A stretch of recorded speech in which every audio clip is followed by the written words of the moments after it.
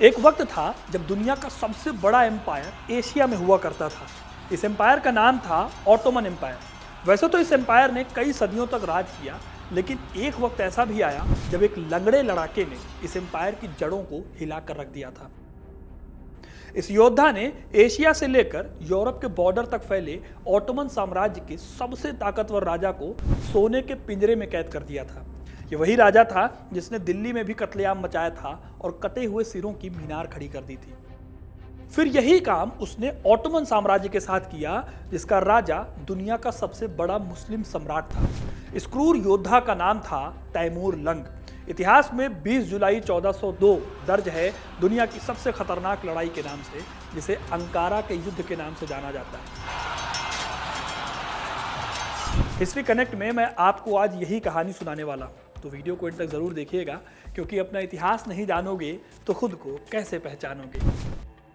14वीं सदी में एशिया में बहुत कुछ हो रहा था।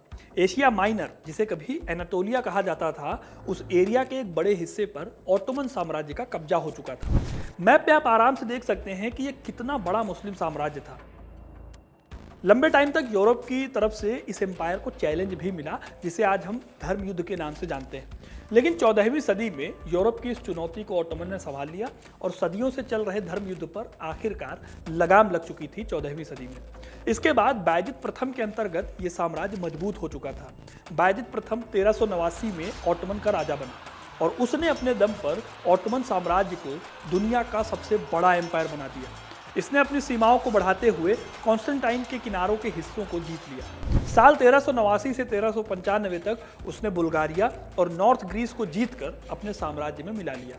इसी दौरान उसने बाइजेंटाइन एम्पायर की राजधानी कॉन्स्टेंटिनोपल को भी घेर लिया था और आखिर में उसे भी उसने हरा दिया। इस तरह से यूरोप के अंदर तक ऑटोमन साम्राज्य घुस चुका था। बायजिद के साम्राज्य में थ्रेस, मैसेडोनिया, बुल्गारिया और यूरोप में सर्बिया के कुछ हिस्से शामिल थे। एशिया में उसका डोमेन टॉरस पर्वत तक फैला हुआ था। उसकी सेना को इस्लामी दुनिया में सबसे बड़ी सेना माना जाता था। वहीं दूसरी तरफ एक और एम्पायर था जो 13वीं सदी में ढलान पर आ गया था। यह साम्राज्य था मंगोल साम्राज्य। चंगेज खान की मौत के बाद यह एम्पायर डूबता जा रहा था। उसके उत्तराधिकारियों में लड़ाई चल रही थी और जिसके चलते यह एम्पायर बिखर रहा था।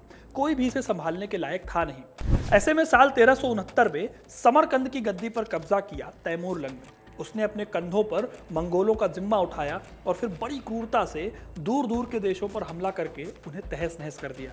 उसने खुरासान, सीस्तान, अफगानिस्तान, फारस, अजरबैजान और कुर्दिस्तान को जीतकर अपने साम्राज्य में मिला लिया। 1393 में उसने बगदाद से लेकर मेसोपोटामिया तक अपना कब्जा कर लिया। इसी हमले में उसने भारत में भी तबाही मचाई थी और दिल्ली को लूटकर बर्बाद कर दिया। उसकी जीतों की बदौलत ऑटोमन साम्राज्य के सामने एक बड़ा चैलेंज खड़ा हो रहा था। साल 1399 में तैमूर लंग का साम्राज्य ऑटोमन एम्पायर के बॉर्डर तक पहुंच चुका था।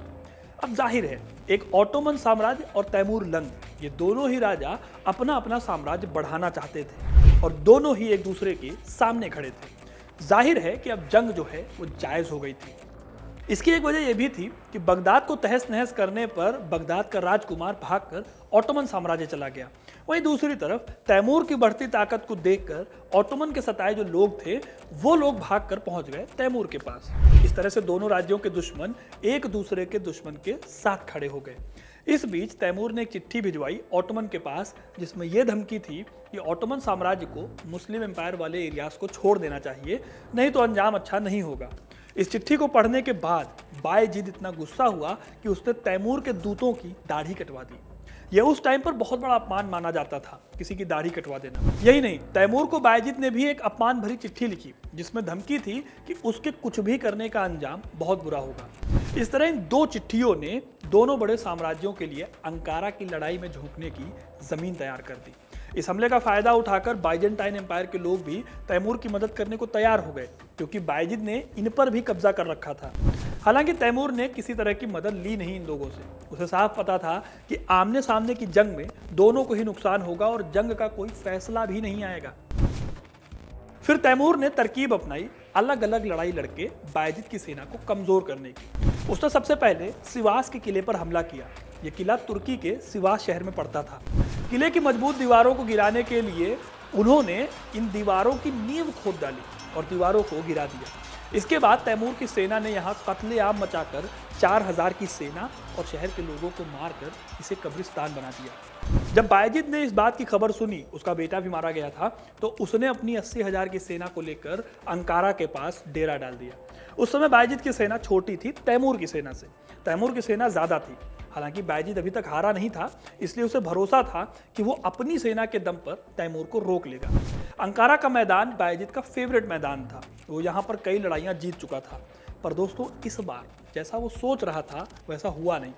तैमूर लंग ने भी अंकारा के पास अपना डेरा डाला, लेकिन जब उसने देखा कि अंकारा में उसका जीतना पॉसिबल नहीं है, तो उसने वहीं पर एक चाल चली।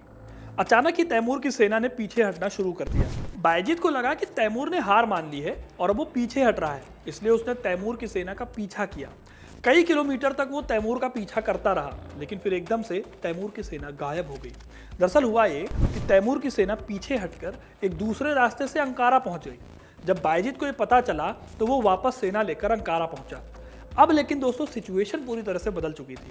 जब तैमूर दूसरे रास्ते से अंकारा की ओर जा रहा था, तो उसने रास्ते के सारे गांव और उन गांवों की फसलों को बर्बाद कर दिया।